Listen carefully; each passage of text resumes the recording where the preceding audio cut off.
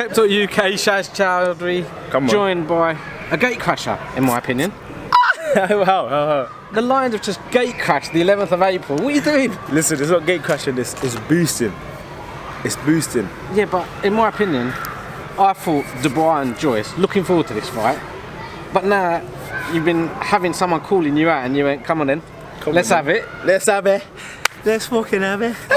If according to what Tunde thinks, and Tunde says you're going for the knockout, you might steal the show. Listen, I'll tell you something now. I'm always going for the knockout. In terms of when it happens, that's again something you have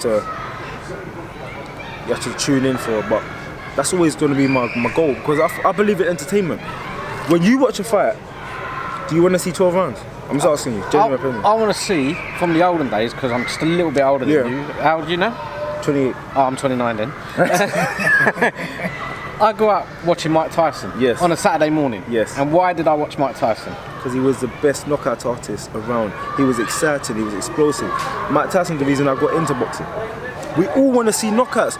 Margie behind the camera. Yeah. Do you want to see knockouts? Absolutely. Thank you. Everyone does. When you go to a boxing show, everyone's got their phone in their pocket. So nowadays, the biggest distraction in the world is our phones. When you go to a boxing match, if you do not see, if in the fight it don't look like it's going to be a knockout, everyone goes in their phone or starts talking or goes to get a drink, because they make up their mind saying, this is going to go the distance. Now let me go get a drink.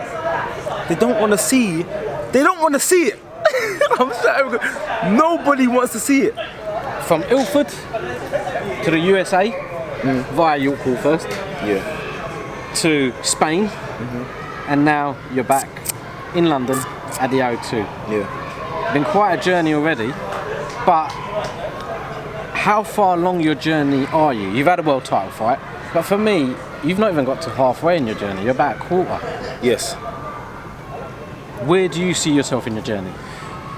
As you just said, about a quarter of the way.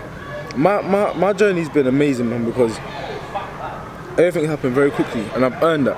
As we were just talking about the knockouts, I had my game plan going into boxing, knock out everybody.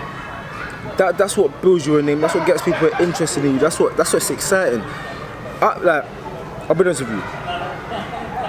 People that I know, when I go and see a full distance fight, if that fight is not toe to toe, like you ain't seen people get smacked up, it's not entertaining.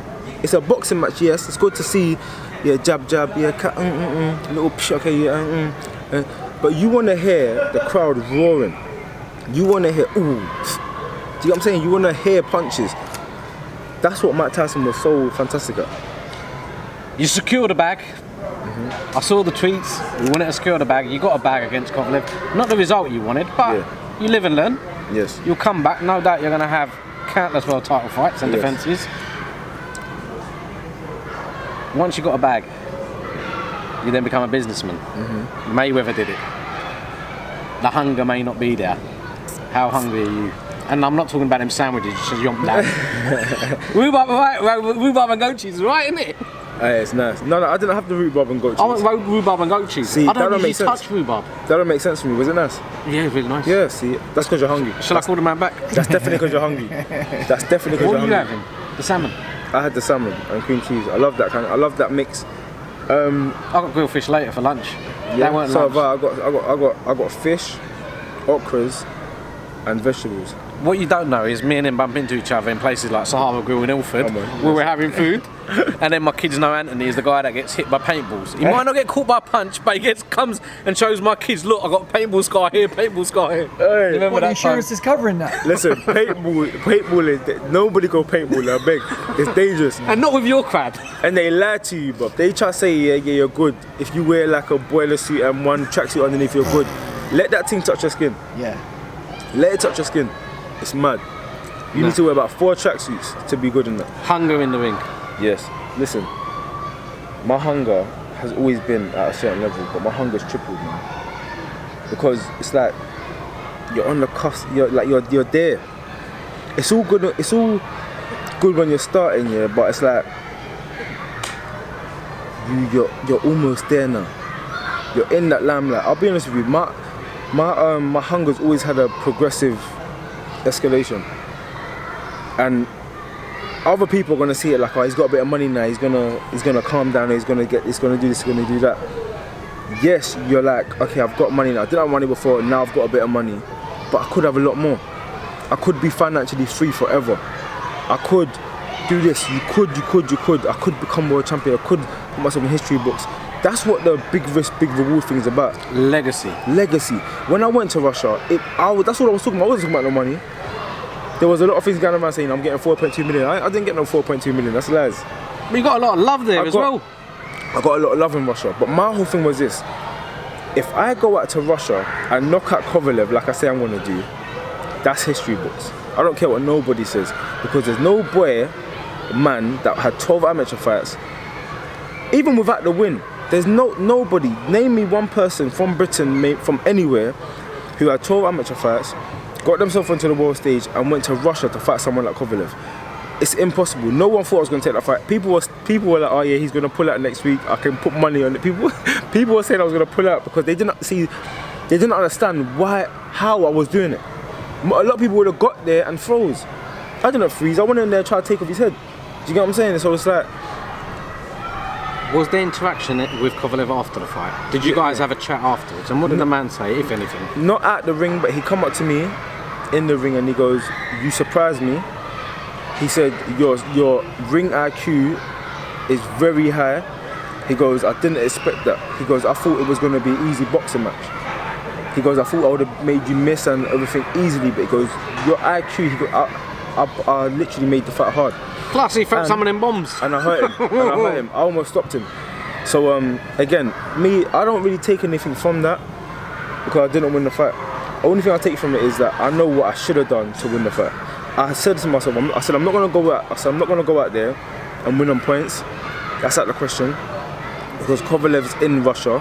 I'm fighting a Russian. He's world champion, and he had the fight set up to fight Canelo next.